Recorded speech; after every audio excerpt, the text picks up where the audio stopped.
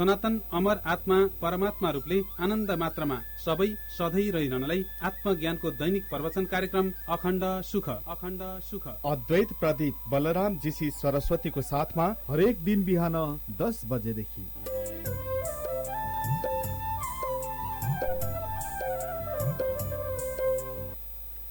Salutation to the happy life. Salutation to the always happy life. हरदम के लिए खुशहाली का अनुभव जो है उसको अभिवादन। हरदम सुख में रहने के लिए सुख का अनुभव जो है उसको अभिवादन।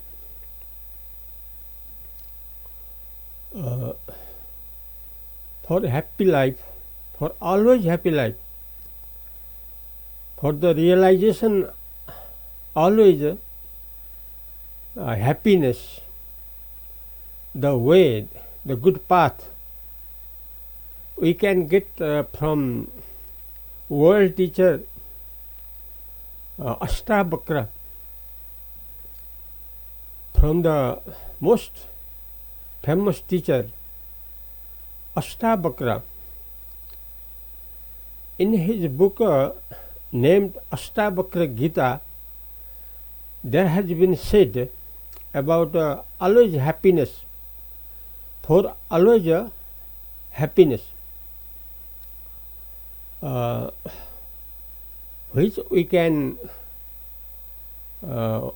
realize in our whole life. I describe this in Hindi language. I describe this in Hindi language. हरदम सुख का अनुभव के लिए विश्व प्रख्यात गुरु अष्टावक्र जी ने अष्टावक्र गीता में ये बात कहा गया है कि सुख शांति हरदम मिलने का रास्ता, सारा बंधन से मुक्त होने का रास्ता। सारा बंधन का मतलब है हर प्रकार का दुख, हर प्रकार का चिंता, हर प्रकार का डर,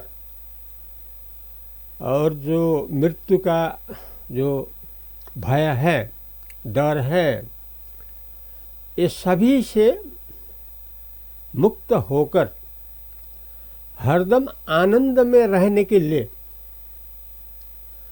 मानव जीवन का भविष्य हरदम आनंद में रहने के लिए गुरु अष्टावक्र जी ने कहते हैं, ये कहते हैं अष्टावक्र गीता का प्रथम प्रकरण में चौथा श्लोक में ये बात है। We can get this from Ashtavakra Gita, first chapter, number 4 verse. From there we can get.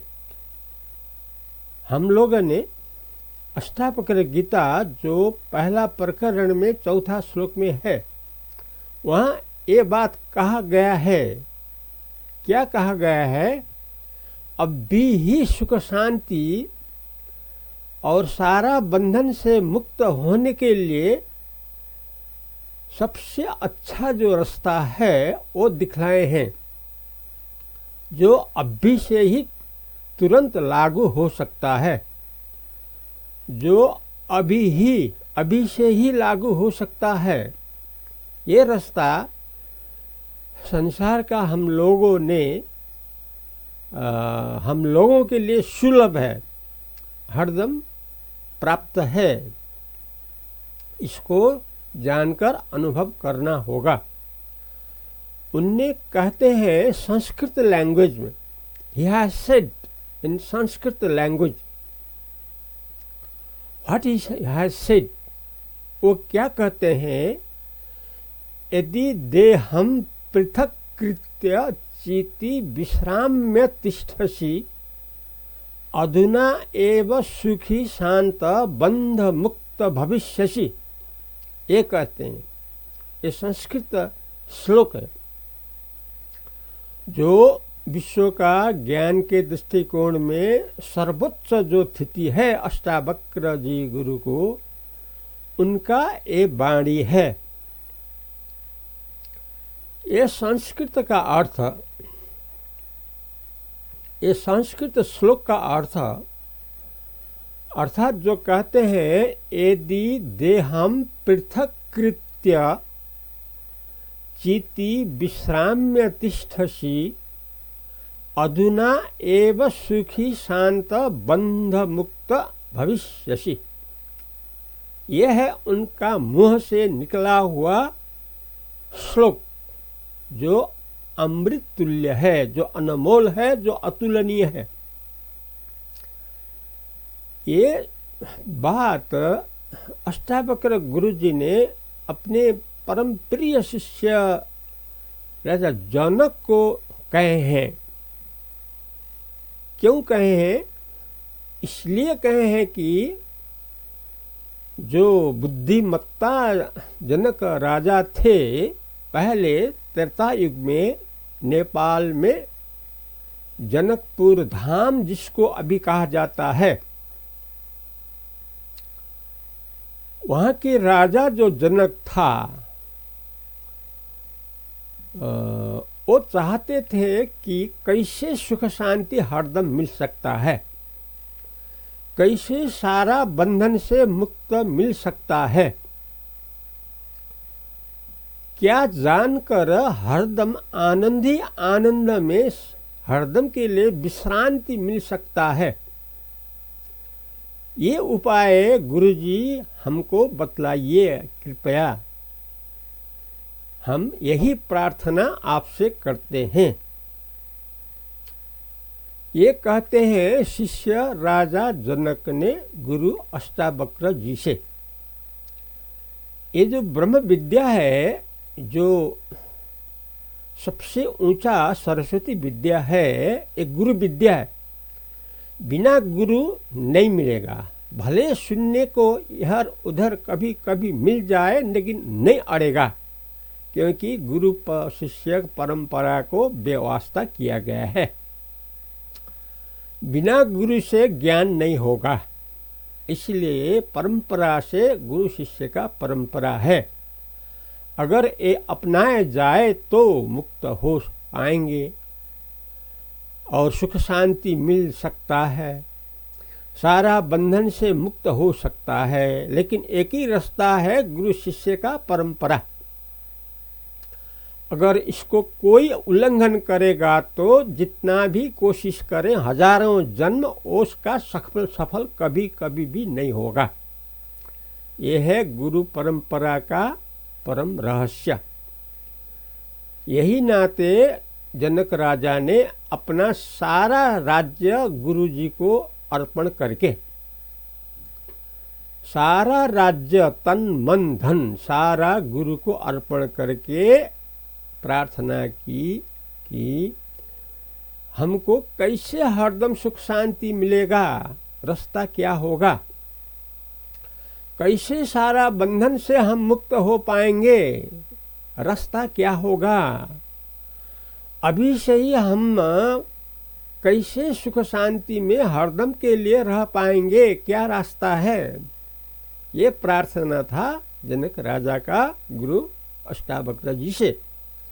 यही नाते गुरु जी ने कहा, जैसे दृष्टांत में अगर धान का भूस, धान का बोकरा का भूस कहता है, अगर कमरे में सारा भूस का बोरा ने भर दिया है, उसके बाद अगर 100 बोरा लाई का बोरा मिल जाए, छित्ते में मिल जाए, तो भी बेकाम होगा, क्योंकि रखने का जगह नहीं है। क्योंकि जो अपने पास एक कमरा, बड़ा कमरा है, वो भूस से भरा गया है, इसलिए खाली नहीं है। भले लाई तोरी का बोरा बहुत ही मिल जाएगा तो भी रखने का जगह नहीं है, क्योंकि भूस के बोरा ने भर गया। वैसा ही मानिस के दिमाग विषय से भरा हुआ है, विषय शरीर संसार से भर गया है। मनुष्य के अंदर बुद्धि में, मन में, चित्त में, अंतस्करण में भर के बैठा है विषय संसार। इस समय में जितना भी अच्छा उपदेश मिल जाए रखने का जगह नहीं है, क्योंकि जैसे कमरा में भूस का बोरा ने भर गया है, लाई का बोरा भले मिले रखने का जगह नहीं है। इसलिए उसके लिए पूरा भूस का बोरा खाली करना होगा कमरा, तभी लाई का बोरा रखने का जगह मिलेगा। वैसा ही संसार के विषय संसारी का मन में, बुद्धि में, अंतस्करण में भूस का बोरा भरा हुआ जैसा संसार का बातों बात का भरा हुआ है। भले ही गुरुजी से या कोई से अच्छा बात मिल जाए, भले सुना जाए, लेकिन नहीं अड़ेगा, क्योंकि भीतर भूस के बोरा भरा हुआ जैसा विषय संसार से भरा हुआ है।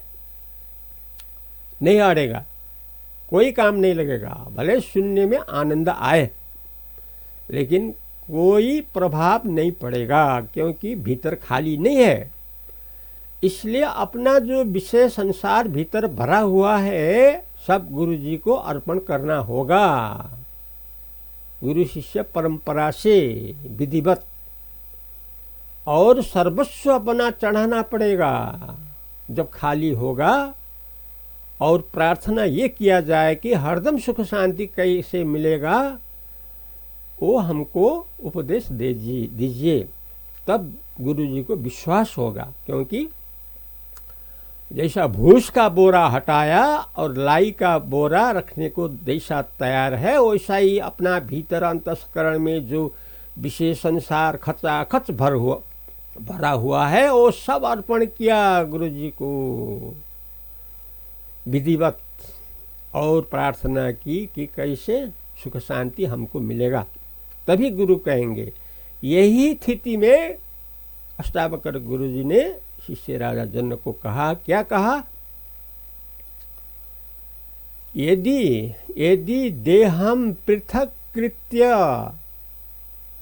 चीति विश्राम्य तिष्ठसि अधुना एव सुखी शांत बंध मुक्त भविष्यसि, ये बात बोला। इसका अर्थ क्या है? अभी ही सुख शांति और बंधन से मुक्त तुमको मिलेगा जब शरीर से पृथक भाव को अपने ले लेगा। वो है चिति भाव, अर्थात आत्मा परमात्मा ब्रह्म सच्चिदानंद को। जब शरीर मतलब 3 शरीर होता है, अज्ञान रूपी शरीर, मनोरूपी शरीर और स्थूल संसार रूपी शरीर, 3 शरीर होता है। अज्ञान रूपी शरीर है जहाँ परमात्मा को भूलकर जो अनजान में अज्ञान में खड़ा हुआ है, वो पहला शरीर है। दूसरा शरीर है मनोवृत्ति, चित्तवृत्ति, जो 84 लाख बंधन में घुमाता है, वो दूसरा शरीर है। तीसरा शरीर स्थूल शरीर, जो मांस हड्डी का शरीर है, जो मट्टी और पत्थर का संसार है, यह है तीसरा शरीर। तीनों शरीर से जब अलग होकर आत्मा परमात्मा ब्रह्म रूप में अगर रहा जाए अभी ही सुख शांति और सारा बंधन से मुक्ति निश्चित रूप में हो जाएगा। अभी समय हुआ, इतना ही करें। हरिओम तत्सत।